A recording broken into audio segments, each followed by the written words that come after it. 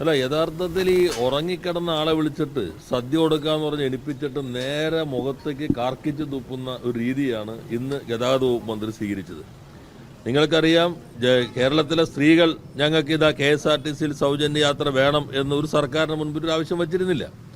എന്നാൽ ഇവര് തെരഞ്ഞെടുപ്പ് ഘട്ടത്തിൽ എല്ലാ സ്ത്രീകൾക്കും ഒരു വ്യത്യാസമില്ലാതെ എല്ലാ ബസ്സിലും സൗജന്യ യാത്ര നൽകും എന്ന് പ്രഖ്യാപിച്ചു. സ്ത്രീകൾ ഉൾപ്പെടെ സമൂഹത്തെ തെറ്റിദ്ധരിപ്പിച്ച് വോട്ട് വാങ്ങി അധികാരത്തിൽ വന്നു. അത് പിന്നെ പരിമിതപ്പെടുത്തി ഓർഡിനറി ബസ്സുകളിൽ മാത്രമായി മാറ്റി. അന്നത്തെ പ്രസംഗം നിങ്ങൾ ഓർത്തോളണം. ഇത് സ്ത്രീകളുടെ അഭിമാനത്തിൻ്റെതാണ്. നിങ്ങളുടെ യാത്ര ഔദാര്യമല്ല, നിങ്ങൾക്ക് അഭിമാനത്തോടുകൂടി യാത്ര ചെയ്യാം. പിന്നെ ഈ പണം മിച്ചം എങ്ങനെ വയ്ക്കണം, ചിട്ടിയിൽ വയ്ക്കണോ SAPയിൽ വേണോ, അതിനും ആവശ്യമായ ഉപദേശം കൂടി നൽകിയിട്ടാണ് ഈ ഫ്ലാഗ് ഓഫ് നടത്തിയത്. അന്ന് അഭിമാനത്തോടെ യാത്ര ചെയ്യാൻ പറഞ്ഞു. ഞങ്ങളുടെ ഔദാര്യമല്ല എന്ന് പറഞ്ഞു. എന്നിട്ട് ഇപ്പോൾ അവരെ അധിക്ഷേപിക്കുന്ന ഈ സമീപനം എനിക്ക് തോന്നുന്നു മന്ത്രിയുടെ മാത്രമല്ല, എങ്ങനെയെങ്കിലും ഇതൊന്ന് അവസാനിപ്പിക്കാനുള്ള ഒരു ആസൂത്രിതമായ നീക്കം അതിൻ്റെ ഭാഗമായിക്കൊണ്ടാണ് ഈ പ്രഖ്യാപനം വന്നിട്ടുള്ളത്.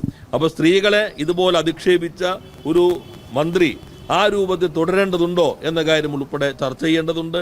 കേരളീയ സ്ത്രീ സമൂഹത്തിനെ ഇതുപോലെ അധിക്ഷേപിച്ച ഒരു അനുഭവം ഒരു ഘട്ടത്തിലും ഉണ്ടായിട്ടില്ല എന്ന് തന്നെ നമ്മൾ കാണണം. ആ ഘട്ടത്തിൽ കാണേണ്ടത് KSRTCക്കകത്ത് ഇത്രയും നഷ്ടം, നേരത്തെ അദ്ദേഹത്തിൻ്റെ പ്രസംഗമുണ്ട്. അപ്പോൾ ഒരു ബുദ്ധിമുട്ടും വേണ്ട, ആവശ്യത്തിന് പണം നൽകാമെന്ന് പറയുകയാണ് ചെയ്തത്. യഥാർത്ഥത്തിൽ എല്ലാ സ്ത്രീകളിലേക്കും വ്യാപിപ്പിക്കേണ്ടതിന് പകരം ഇപ്പോൾ ഈ യാത്രാ സൗകര്യം ഉപയോഗിക്കുന്ന സ്ത്രീകളെ അപമാനിച്ചിരിക്കുന്നു എന്നുള്ളതാണ്. യഥാർത്ഥത്തിൽ അവർ പറഞ്ഞിരുന്ന വരുമാന പ്രായ പരിഗണനകളില്ലാതെ എല്ലാവർക്കുമുള്ള സൗജന്യം എന്നാണ്.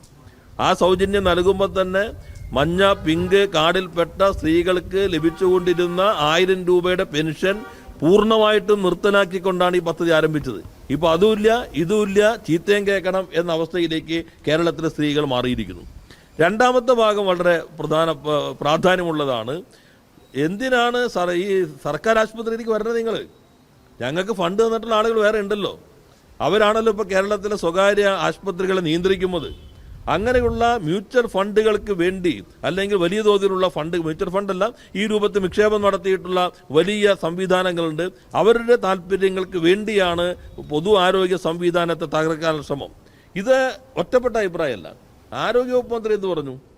അദ്ദേഹം പറഞ്ഞു, കിടക്കുണ്ടെങ്കിൽ മാത്രം രോഗിയെ നിങ്ങൾ അഡ്മിറ്റ് ചെയ്താൽ മതി, താഴെ കിടത്തി ചികിത്സിക്കരുത്.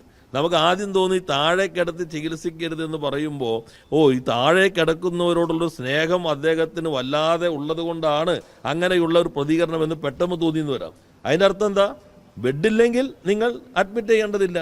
നേരത്തെ എങ്ങനെയായിരുന്നു? വരുന്ന രോഗിയെ എങ്ങനെയെങ്കിലും രക്ഷപ്പെടുത്താൻ വേണ്ടി എവിടെ കിടക്കാനുണ്ടോ എന്നല്ല ആദ്യം നോക്കുന്നത്, ആവശ്യമായ അടിയന്തര ചികിത്സ ഉടൻ നൽകുക എന്നുള്ളതാണ്. അതിന് പകരം ബെഡിനകത്ത് മാത്രം പരിമിതപ്പെടുത്തി. ഇപ്പോൾ ഇദ്ദേഹം പറഞ്ഞു, എന്തിനാ ഇവർ ആശുപത്രിയിലേക്ക് വരുന്നത്? അപ്പോൾ പൂർണ്ണമായിട്ടും സ്വകാര്യ മേഖലയ്ക്ക് എല്ലാ രംഗങ്ങളെയും വിട്ടുകൊടുക്കാനുള്ള ആസൂത്രിതമായൊരു പദ്ധതിയാണ് ഈ ഗവൺമെൻറ് നടപ്പിലാക്കുന്നത്.